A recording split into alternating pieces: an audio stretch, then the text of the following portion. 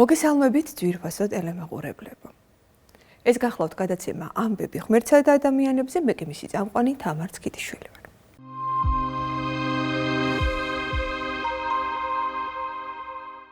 ვინ იყო ანდრია პირველწოდებული? რატომ იყო ის გამორჩეული მაცხოვრის მოწაფეთა შორის და რა აკავშირებს მას საქართველოსთან? იხილეთ ჩვენი ჟურნალისტის სოფო მელაძის მიერ მომზადებული სიუჟეტი.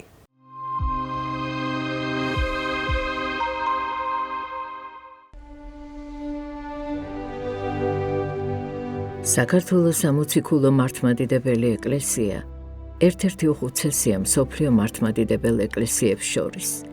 ჩვენს ქვეყანაში მაცხოვრის პირველმა მოციქულმა წმინდა ანდრია პირველწოდებულმა სხვა მოციქულებთან ერთად ქრისტეს ნათელი შემოიტანა და პირველი ეკლესია დააფუძნა. სახარებისა და სამოციქულოს გარდა წმინდა ანდრია პირველწოდებულის ღვაწლის შესახებ ქართული წყაროებიც გვიამბობენ. ანდრია თავის ძმასთან პეტრე მოციქულთან ერთად მეთევზეობით ირჩენდა თავს. იგი მესიის მოლოდინმა და ჭეშმარიტების ძიებამ წმინდა იოანე ნათლისმცემელთან მიიყვანა. სწორედ მისგან შეიტყო მესიის განკაცების შესახებ, რის შემდეგაც მთელი გულით მიედო ქრისტეს და მას დაემოწაფა. წმინდა ანდრია მოციქულის შინაგანი ძიების შესახებ კარგად არის გადმოცემული მისი ცხოვრების და მიმოსვლის მოღვაწეობის ქართულ ვერსიაში, სადაც აღნიშნულია, რომ მიუხედავად იმისა, რომ წმინდა ანდრია მოციქული დაბალი სოციალური ფენის წარმომადგენელი იყო და ცხოვრების საჭიროების აუცილებლობისთვის თავის მამასთან, ძმასთან ერთად მეთევზეობით ირჩენდა თავს, ამავე დროს იგი არაუმეცარ იყო წერილისა მის სჯულისა და წინასწარმეტყველთა. იგი თავისი აი ამ ხელოვნებით, თავისი საქმიანობით ზღვის სიღრმეს ფსკერიდან აღმოიკვლევდაო, ამ თევზებს ამოიყვანდა, ხო, მეთევზე იყო. ეგრეთვეო სიღრმესა, საღვთო წერილისასა გულისხმის ყოფით გამოიკვლევდაო. და არა დასხრებოდა წრთვად, ანუ სწავლად საღვთო წერილის და ეძიებდა მარგალიტსა, რომელი მრავალ სახედ და მრავლით კერძო სჯულსა და წინასწარმეტყველთა მიერ იყო ქადაგებულიო. ანუ აი ეს მისი შინაგანი გულისხმის ყოფა, რომ შეეცნო ჭეშმარიტი მესია, სწორედ გამოხატულია ამ სიტყვებში და საღვთო განგებითაც ის აღმოჩნდა ის პირველი, ვინც დაემოწაფა ქვეყნად მოსულ ღმერთკაც იესო ქრისტეს და იწოდა პირველწოდებულად მოციქულთა შორის. ქრისტეს დამოწაფებული ძმები ანდრია და პეტრე მეთევზეობას განაგრძობდნენ. ერთ დღეს, როცა გალილეის ზღვაში ბადე ჩაუშვეს, მათთან იესო ქრისტე მივიდა და მოუწოდა: მოვედით და შემომიდექით მე და გყვნეთ თქვენ მესათხევლე კაცთა. ამის შემდეგ ძმები მაცხოვარს თან გაჰყვნენ და გვერდიდან აღარ მოშორებიან. მაცხოვრის ამაღლებისა და სულთმოფენობის შემდგომ მოციქულებმა წილი ჰყარეს, ქრისტიანობა ვისად უნდა ექადაგა. წმინდა ანდრიას წილად ხვდა შავი ზღვის სანაპირო, ბალკანეთის ნახევარკუნძულის ჩრდილოეთი და სკვითეთი. მოციქულთა წილის ყრაში თუ ვისად უნდა ექადაგა, ქრისტიანობა სურვილი გამოთქვა ყოვლადწმინდა და მარადის ქალწულმა ღვთისმშობელმა მარიამმა, რომ მასაც მიიღო მონაწილეობა ამ ქადაგებაში და ამ წილისყრით მას შეხვდა ივერია, საქართველოს მიწაწყალი. მაგრამ საღვთო განგებამ ინება, რომ დედა ღვთისმშობელი არ წამობრძანებულიყო მის წილხდომილ ქვეყანაში და როგორც გვამცნობს ქართული წყარო, ქართლის ცხოვრება, უფალმა დედა ღვთისმშობელს მიმართა, რომ ჰოი დედაო ჩემო, არ უარყო ერი იგი საზეპურო, უფრო ის ყოველთა ნათესავთა, მეოხებითა შენითა მათვის და შენ წარავლინე წმინდა ანდრია პირველწოდებული, გაატანე შენ წილ ხატი შენი სახეზე დადებით გამოსახული რათა შენს ნაცვლად ეს ხატი იყოს მფარველი და შემწე მათი ჟამთა უკუნისამდე. ამის შემდეგ ყოვლადწმინდა ღვთისმშობელი მარიამი მოუხმობს წმინდა ანდრია მოციქულსა და პირველწოდებულს, გადასცემს უფლის სიტყვებს და კურთხევას, რომ მისი ძისა და ღმერთის მადლი იყოს მასთან, რომ თვითონაც მის ქადაგებაში, მის წილხდომილ მიწაზე თავის შეწევნას არ მოაკლებს მას. აი ასეთნაირად წმინდა ანდრია მოციქულსა და პირველწოდებულს ხვდა წილად ეკადაგა საქართველოში და აღესრულებინა თავისი სამოციქულო მსახურება. საქართველოში ჩამოსვლამდე წმინდა ანდრია მოციქულმა ქრისტიანობა იქადაგა ანტიოქიაში, ედესაში, კაბადოკიაში, პონტოსსა და ტრაპეზუნდში. ჩვენს ქვეყანაში ქრისტეს მოციქული აჭარიდან შემოვიდა. პირველი ქრისტიანული ტაძარი სწორედ საქართველოს ძირძველ კუთხეში, აჭარაში, კერძოდ სოფელ დიდ აჭარაში აშენდა. ამ ტაძრის ნანგრევები დღემდეა შემორჩენილი. დიდ აჭარაში დაფუძნდა პირველი ქართული ქრისტიანული თემი. ანდრია პირველწოდებულმა აჭარლებს ყოვლადწმინდა ღვთისმშობლის ხელთუქმნელი ხატისგან ფიცარზე სასწაულებრივად გადასული ასლი დაუტოვა და თავად მესხეთში, კერძოდ აწყურში გადავიდა. იქ ხდება ესეთი მდგომარეობა, რომ ვინც არის მთავარი ამ კუთხის ქვრივი ქალი, სახელად სამძივარი, შვილი ყავს ახალ გარდაცვლილი და ანდრია მოციქული, როდესაც მოვა აწყურში და ერთ ძველ საკერპო ტაძარში ღამეს გაათევებს დედა ღვთისმშობლის ხატთან ერთად, მთელი ღამე ნათელი იფრქვეოდა იმ არეზე და ყველა დაინტერესდა თუ რაშია საქმე, ვინ არის, საიდან მოდის ეს ნათელი და როდესაც მივიდნენ და გამოიკვლიეს და ყველაფერი შეიტყვეს მის შესახებ, აი ამ შვილმკვდარმა დედამ მოუწოდა თავისთან და კითხა, რომ საიდან იყო მოსული, რის შესახებაც ანდრია მოციქული გადაცემს, რომ ის არის მოსული იერუსალიმიდან, რომ ის არის ქვეყნად მოსული ღმერთის მოციქული და მოწაფე, რომელიც ქადაგებს ჭეშმარიტ ღმერთს. ეს შვილმკვდარი დედა, თავარი ქალი იმ კუთხის შესთხოვს ანდრია მოციქულს, რომ მან აღასრულოს ეს სასწაული, გაუცოცხლოს შვილი და რასაც ეტყვის, რასაც უქადაგებს, ის მზად არის მიიღოს და ირწმუნოს.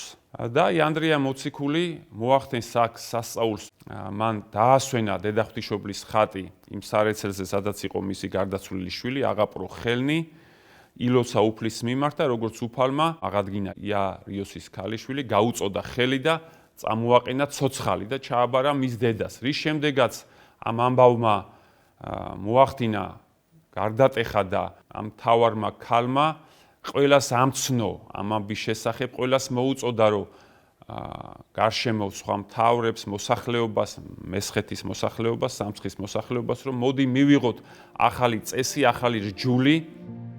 აწყურელი წარმართებისთვის ღვთის ყოვლის შემძლეობა და დიდებულება რომ მიეხვედრებინა, წმინდა ანდრია მოციქულმა ყოვლადწმინდა ღვთისმშობლის ხატი საკერპოში დააბრძანა, ქრისტიანებს კი ლოცვა დაავალა.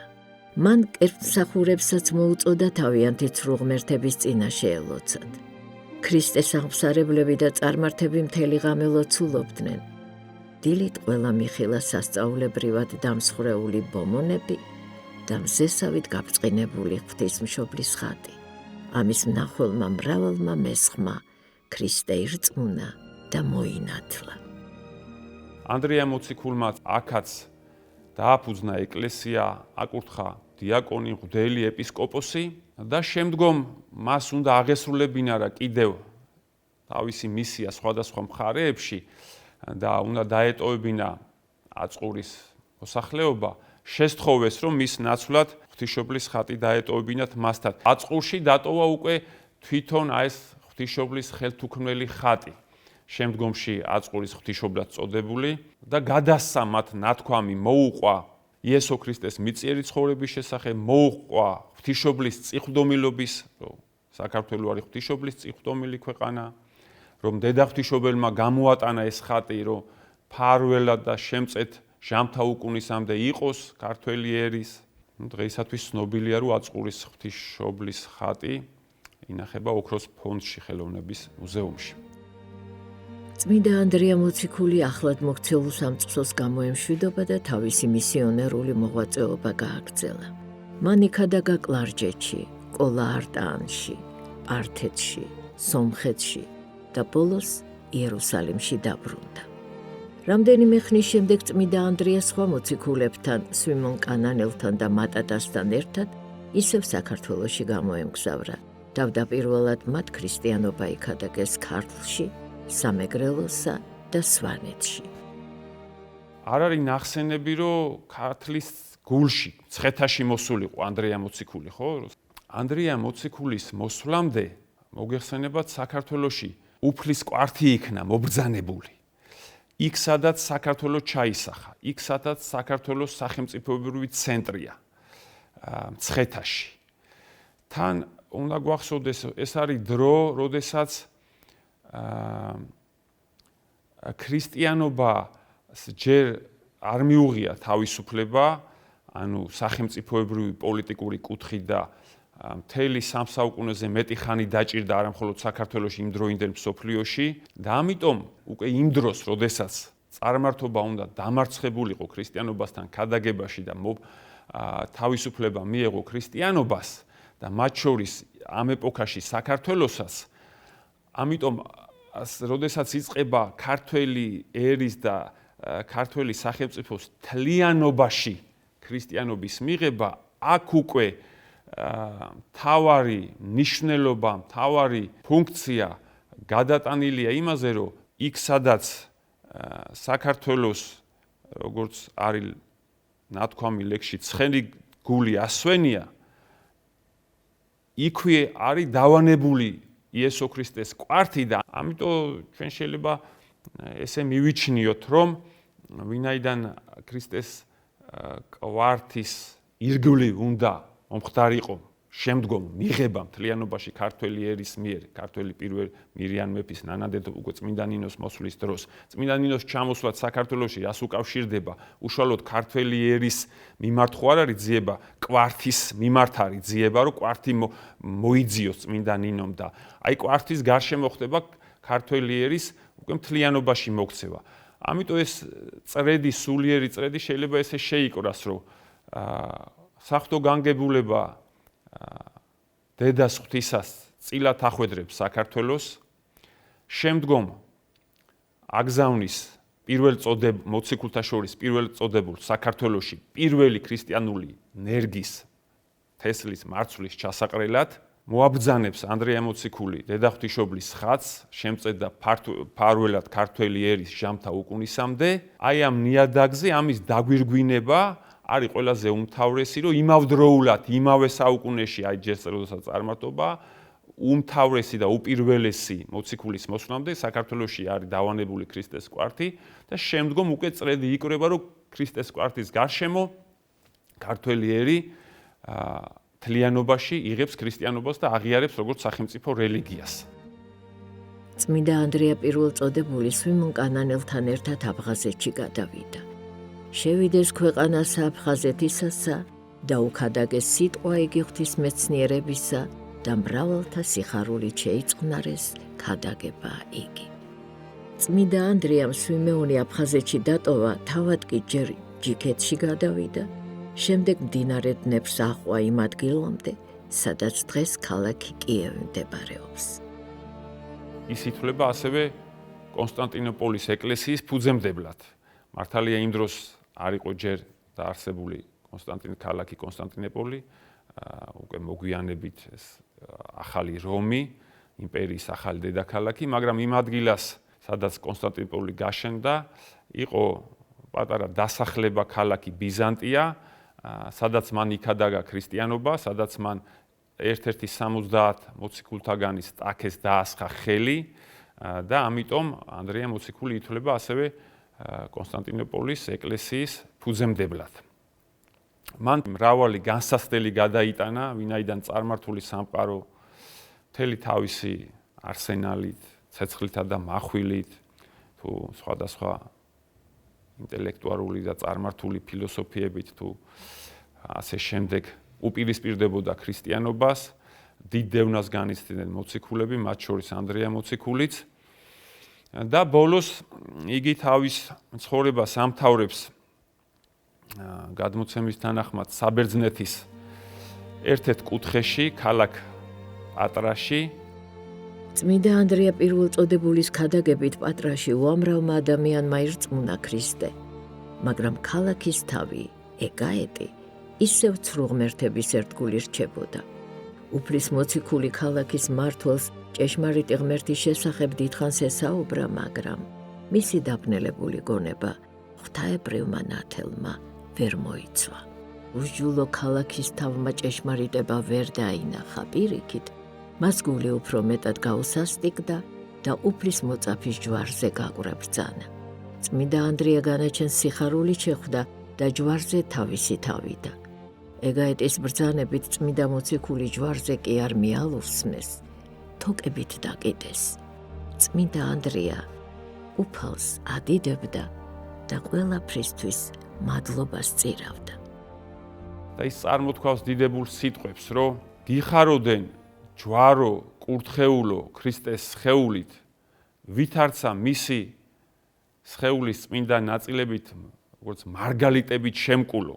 და იმეც კადნილებით და სიხარულით მოვილტვი შენსკენ და გთხოვ მიმიღო სიხარულით, რამე თუ ვარ მოწაფე მისი, ვინც შენზე გადმოჰკიდეს როგორც ავაზაკი, კაცთა ხსნისათვის. მრავალჟამ სურო და ჩაკონებოდი და აწ მიმიღე ადამიანთა წიაღიდან და ამიყვანე ჩემ უფალთან. მისი ჯვარცმისას იქ მოქცეული ქრისტიანების მიერ მღელვარება დაიწყო და ეს წარმართი მთავარი საშიშროებაში ჩავარდა, რომ შეიძლება რაღაცა საფრთხე ყოფილიყო მის წინაშე და გადაწყვიტა, რომ 2 დღე იყო ანდრია ჯვარზე თოკებით მიბმული, რომ თითქოს გარდამოეხსნა და რაღაც ეს მღელვარება ჩაეცხრო. და როდესაც იხილა ანდრიამ, რომ სწორედ ამისთვის მოდიოდნენ, რომ იგი ჯვარიდან გადმოეყვანათ, მან მიმართა უფალს, რომ არ დაუშვა უფალო, ჩემი ჩამოხსნა ჯვარიდან, რამე თუ მე შენს გამო ავედი ჯვარზე, არამედ შემიწყნარე, რომელმაც მთელი გულით შეგიცანდა, გაღიარე ჭეშმარიტ ღმერთად, დაც მოვილტვი შენთან შესახვედრა და მშვიდობით მიიღე სული ჩემი. და აი ასეთნაირად ანდრიამ ჯვარზე მიკრულმა განუტევა თავისი სული და შეუერთა უფალს საუკუნო სასუფეველში. მეოთხე საუკუნეში კონსტანტინე დიდის მმართველობის დროს წმინდა ანდრია პირველწოდებულის უხრწნელი ნაწილები კონსტანტინოპოლში პატივით გადაასვენეს და მოციქულთა სახელობის ტაძარში ლუკა მახარებლისა და ტიმოთე მოციქულის ნაწილთა გვერდით დააბრძანეს. მოგვიანებით ჯვაროსანთა ლაშქრობების დროს ანდრია მოციქულის წმინდა ნაწილები მსოფლიოს სხვადასხვა ქვეყანაში გაიფანტა. როდესაც უკვე ქრისტიანობამ მიიღო თავისუფლება და იწყო როგორც ადგილობრივი ეკლესიების საშუალებით ორგანიზაციული მოწყობა, ამიტომ იქ სადაც მოციქულს არ ექნებოდა ნაქადაგები, ის მხარე, ის კუთხე, ის ტერიტორია, ის ერი სამოციქულო ეკლესიად, თვითმმართველ ეკლესიად არ შეიძლებოდა ყოფილიყო მიჩნეული. როდესაც აი ამ საკითხთან დაკავშირებით მე-11 საუკუნეში იმ დროინდელ საქრისტიანოში გაჩნდა, წარმოიშვა პრობლემა ქართველი ერის მოქცევის და საქართველოს ეკლესიის ავტოკეფალიის და მისი ასე ვთქვათ იურიდიული სტატუსის განსაზღვრასთან დაკავშირებით, ყველასთვის ცნობილია, რომ სწორედ ღირსმა მამამ, ჩვენმა დიდებულმა მოღვაწემ, ასევე გიორგი მთაწმინდელმა ანტიოქიის პატრიარქთან პაექრობაში მას უთხრა, რომ თუ კი ანტიოქიის ეკლესია, საიდანაც უკვე მე-4 საუკუნეში მოვიდნენ პატრიარქები, ეპისკოპოსები, მღვდლები და მონათლეს ქართველი ერი და რომლის გამოც თქვენ ამბობთ, რომ ამიტომ უნდა იყოს დამორჩილებული ქართული ეკლესია ანტიოქიის ეკლესიას, მაშინ მე გეტყვით თქვენ, მოვიტანოთ ანდრია მოციქულის მიმოსვლის სამოციქულო მოღვაწეობის ცხოვრების წიგნი და ვნახოთ, რომ ჩვენთან ქრისტიანობა იქადაგა ანდრია მოციქულმა, პირველწოდებულმა. ჩვენ პირველწოდებულისა ნაწილნი ვართ და სამწყსონი და მის მიერ მოქცეულნი და განათლებულნი. და ერთი წმიდათა 12 მოციქულთაგანი სვიმეონს ვიტყვი კანანელსა, ქვეყანასა ჩვენსა დამარხულ არს აფხაზეთს, რომელსა ნიკოფსი ეწოდების. ამაც წმიდათა მოციქულთა განათლებულნი ვართ და ვინაიდან ერთი ღმერთი გვიცნობიეს, არ ყარა უარ გვიყოფიეს და არცა ოდეს წვალებისა მიმართ მიდრეკილ არს ნათესავი ჩვენი. ამას საფუძველსა ზედა მართლმადიდებლობისასა და მცნებათა და ქადაგებათა ზედა წმიდათა მათ მოციქულთასა მტკიცე ვართ. ამ სიტყვებით ღირსმა გიორგი მთაწმინდელმა ანტიოქიის პატრიარქის წინაშე საქართველოს ეკლესიის სამოციქულო სტატუსის შესახებ ყოველგვარი ეჭვი საბოლოოდ დაამსხვრია. წმინდა იოანე ოქროპირი ბრძანებს მოციქულთა შესახებ, ოღონდ წმინდა ანდრია მოციქულის ხსენების დღეს ქადაგებს, რომ მტკიცეზე უმტკიცესი არიან მოციქულთა ბადეები. ვინაიდან და ვერანაირი დრო, ვერანაირი ჟამთა სიაბე ვერ დააძველებს, ვერ დახევს მათ ბადეებს, რადგან ისინი არიან არა ხელით ქმნულნი, არამედ საღვთო მადლით. მათი ბადე იყო არა სელის თოკი, თუ ნემსკავი, თუ სატყუ არა, არამედ სიტყვა, მადლმოსილი ქადაგება, სასწაულები და მათ თავის ბადეში გაახვიეს სამყარო ქრისტიანობის ნათელში და მათ შორის წმინდა მოციქულმა და ანდრია პირველწოდებულმა პირველად ჩვენს ერში და ჩვენს ქვეყანაში მოიტანა ქრისტეს ნათელი და შეამეცნებინა ქართველ ერს ქრისტიანობის ჭეშმარიტება და მაცხოვრებლობა. შეგვეწიოს წმინდა ანდრია მოციქულისა და პირველწოდებულის ლოცვა და მეოხება ქართველ ერს აც და მარადის და უკუნითი უკუნისამდე ამინ. წმინდა მართლმადიდებელი ეკლესია უფლის მოციქულს, წმინდა ანდრია პირველწოდებულს, წელიწადში ორჯერ მოიხსენიებს. ძველი სტილით 29 აპრილს, ახალი სტილით 12 მაისს და მეორედ ძველი სტილით 30 ნოემბერს, ახალი სტილით კი 13 დეკემბერს.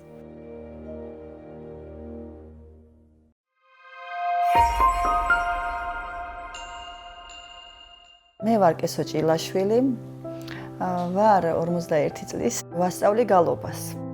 ყავს მოსწავლეები, დიდებიც, პატარებიც.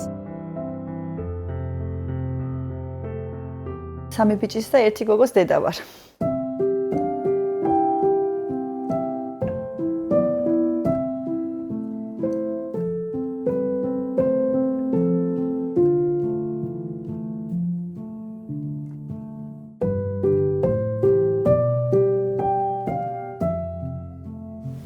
ნუკლი აბრამიშვილი.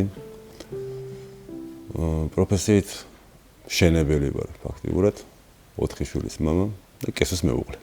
სოციალურ ქსელით მქონდა თავიდან მიწერ-მოწერა, მე წასული ვიყავი საბერძნეთში. თითქოს სხვანაირი პიროვნება იყო, სულ ეკლესიაში, სულ გალობა, სულ ახლა მოგეხსენებათ ევროპაში ნამყოფი ყველანაირ სფერო მაქვს ნანახი, შენახვედრი, მაგრამ ეს გადას განსხვავებული იყო. თავის ოჯახზე როცა ლაპარაკობდა, ბებია ბაბუაზე, დედაზე, მამაზე, განსაკუთრებით აი ხანდოს ფასანაურისკენ აქვთ სოფელი და აი როგორ აღწერდა, სალოცავებს აღწერდა, რომ აი ესე მოხდა, ისე მოხდა, ბებოს, თებრობებოზე რაღაცებს მიყვებოდა და აი მაგ დროს იყო რაღაცა სხვა განზომილებაში და ისეთი რომანტიული იმით აი ეხლაც დღემდე თავის მშობლებზე აფანატებს, ნათესავებზე გიждდება თავის ნათესავებზე. მე ადამიანი არ მინახავს, რომ ესე თავის ნათესავებზე გიждდებოდეს. უბრალოდ მე დავინახე ადამიანი, რომელიც ძალიან აფასებს და ძალიან უყვარს ადამიანები. ეხლა არის სასწაულად კარგი მეუღლე, ყველაზე მშვიდი, ყველაზე მომთვენი, აი მართლა მაგალითი უნდა აიღო ნუკლისგან. და ყველაზე მოსიყვარულე, ყველაზე გვერდში მდგომი, ნათესავებისთვის, ახლობლებისთვის, უბრალოდ ადამიანი, რომელიც ყველას პატივს სცემს. მე და ბავშვები თუ ვალაგებთ სახლს, მე უფრო ყვირი ვარ, უფრო აბა ესექენი მკაცრი ტონი მაქვს და ისეთი ხალისით აკეთებინებს ყველაფერს, რომ სულ არ ჭირდება აურზაური და ხოცვაჟლეტვა არ ჭირდება მაგას. გებულობს ბავშვი ლაპარაკს და ყველაფერს, როცა მშვიდად ელაპარაკები და ერთ სიმაღლეზე, აი თვალებში ჩახედავ დაბლა და რაღაცა კიდე რაღაცა აი მაშინვე არა 2 წუთში 5 წუთში აი რაღაცა დრო ჭირდებათ ბავშვებს რომ შენთან კონტაქტში შემოვიდნენ აი თავისი სამყაროდან ჩამოვიდნენ შენთან გადმოვიდნენ უყურებენ ჯერ ემოციას ემოციურ ფონს უყურებენ და არა რას ეუბნები თქვათ სიტყვებს აი ყველაფერი არის ემოციაზე და ემოციის კონტროლს ვცდილობ რომ ვისწავლო ალბათ ეს არის თავარი რა ბავშვს ზოგადად შვილს და მამას კიდე გოგოს კიდე ბიჭმიშობა რა უნდა ქონდეს ძალიან მეგობრული ურთიერთობა. შვილებს უნდა დავუთმოთ დრო. აი აუცილებლად ხომ მყავს 4 შვილი და 4-ვეს ინდივიდუალურად დღეში თქვათ 20 წუთი, ნახევარი საათი აუცილებლად ყველა შვილს უნდა დავუთმოთ დრო. რომ ის ბავშვი მაგით იკვებება. აუცილებელია შვილებთან დატოვოს სიხარული. სიხარული ხალისი აუცილებლად მუდმივად ესე რომ ეჩხუბო და ესე არ გამოდის. ზოგჯერ უნდა გახდე მისი ტოლი და შენ სიგიჟე უნდა გააკეთო და ბავშვები არიან სიცოცხლის წყაროები, სიყვარულები და სამაგალითოები მართლაც. რომ ეჩხუბები 2 წუთში რომ გეხუტება ისევ გეფერება, არც ბოღმა იციან, არც ჯიბრი იციან, არც შური იციან, მხოლოდ ხალისი. ოღონდ ათამაში და აკუნტრუში, მეტი არაფერი არ უნდათ. მე და ჩემი ძმა დავდივართ შავნაბადაში. და დედაჩემს მივყვებით ხოლმე შაბათს და ზოგჯერ კვირას გალობას. მე ვარ თეოდორე ავრამიშვილი და მე ვარ 10 წლის და 11-ის ხუთები 21 თებერვალს.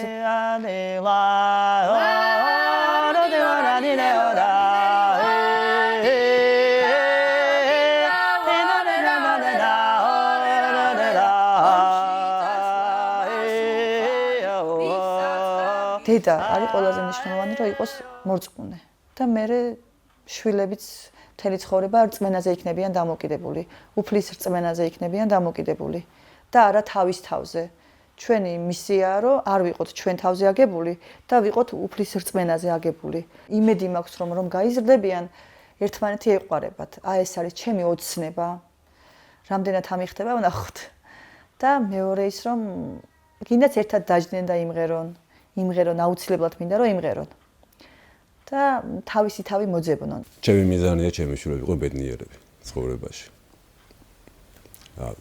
ვცდილობ დღესაც უნდათ უსრულებ მაქსიმალურად ვცდილობ ყველაფერს.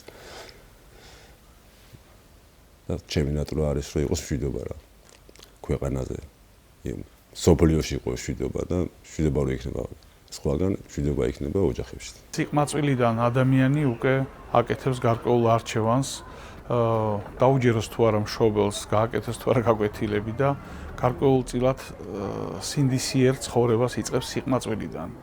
და განსაკუთრებული როლი ენიჭება ადამიანის ცხოვრებაში, ყრმის და ბავშვების ცხოვრებაში რელიგიურ აღზრდას, რამე თუ სინდისთან პირნათლად ყოფნა ყველაზე დიდი ბედნიერებაა და სიმშვიდეა.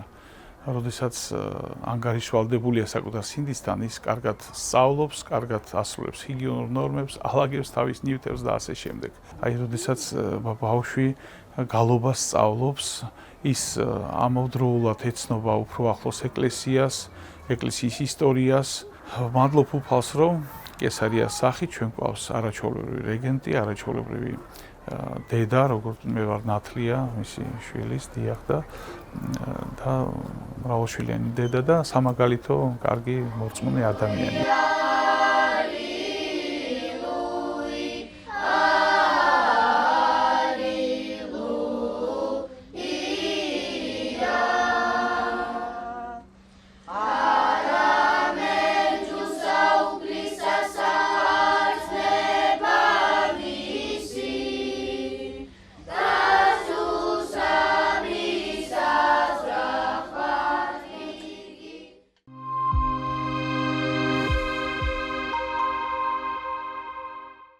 ჩვენ დღეს ამით გემშვიდობებით დასასრულს კიდევ ერთხელ შეგახსენებთ, რომ გადაცემის ამბები ღმერთსა და ადამიანებზე ნახვა შეგიძლიათ ყოველ კვირას 22 საათზე საპატრიარქოს ტელევიზია ერთსულოვნების ეთერში.